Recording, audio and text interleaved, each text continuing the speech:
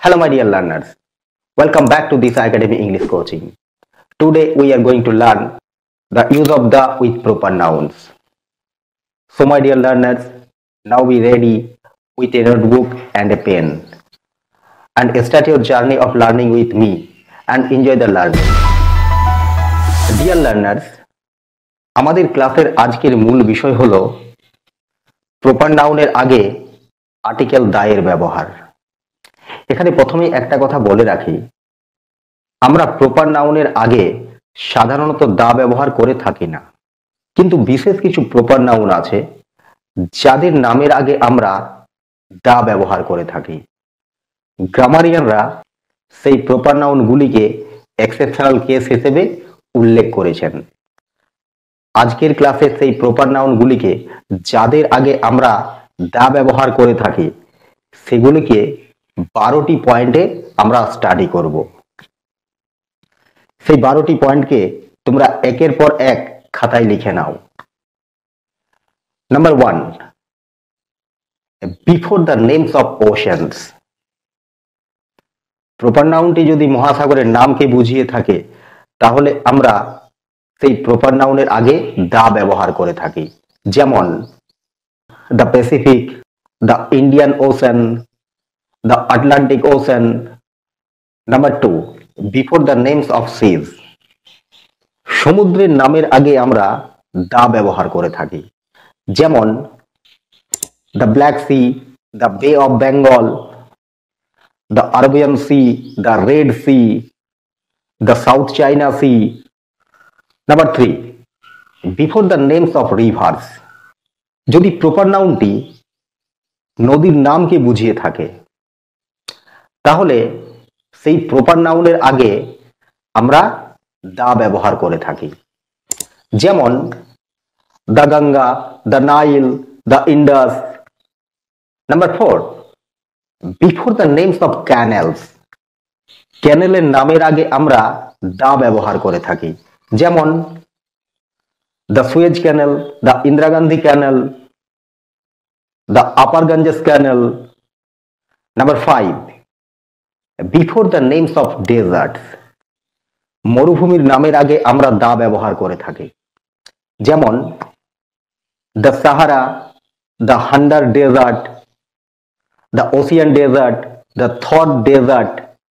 Number 6, before the names of groups of islands, যেমন the West Indies, the Andaman islands, the holiday islands, the Diu Islands. Number 7, before the names of mountain ranges.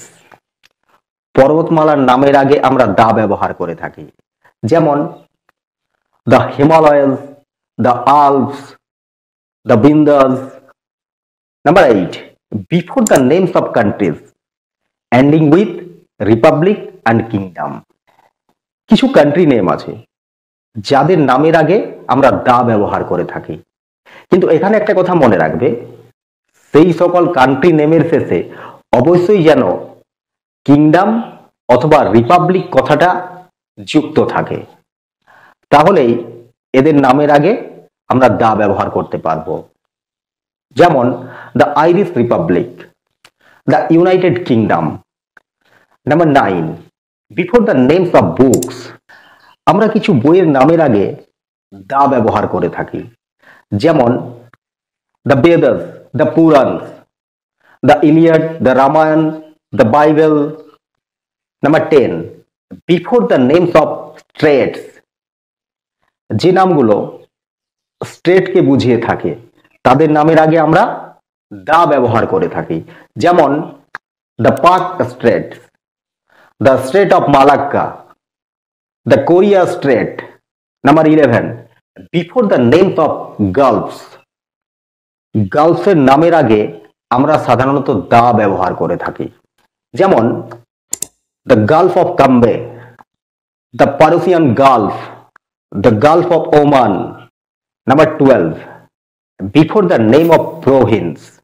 এখানে একটা কথা মনে রাখবে, ভারতের একটি মাত্র প্রদেশের ক্ষেত্রেই আমরা দা ব্যবহার করতে পারি, সেটা হচ্ছে পাঞ্জাব, তাই আমরা বলবো দা পাঞ্জাব। কিন্তু আমরা কখনোই the Bengal, the Bihar, the Assam, the Orissa এগুলি বলতে পারি না। Keep it in mind. তো ডিয়ার লার্নার্স, আজকের ক্লাসটি এখানেই শেষ করছি। চলো এরপর দেখা হচ্ছে নেক্সট ক্লাসে। আজকের ক্লাসটি যদি তোমাদের ভালো লেগে থাকে তাহলে লাইক, শেয়ার ও সাবস্ক্রাইব করতে ভুলে যেও না কিন্তু। Dear learners, if you think this video is very informative to you, please do share with your nearest and dearest. হ্যাঁ, যাবার আগে আরেকটা কথা, তোমরা তোমাদের মতামত কমেন্টে অবশ্যই জানাবে। আমি তোমাদের কমেন্টের অপেক্ষায় রইলাম। Thanks for watching this video.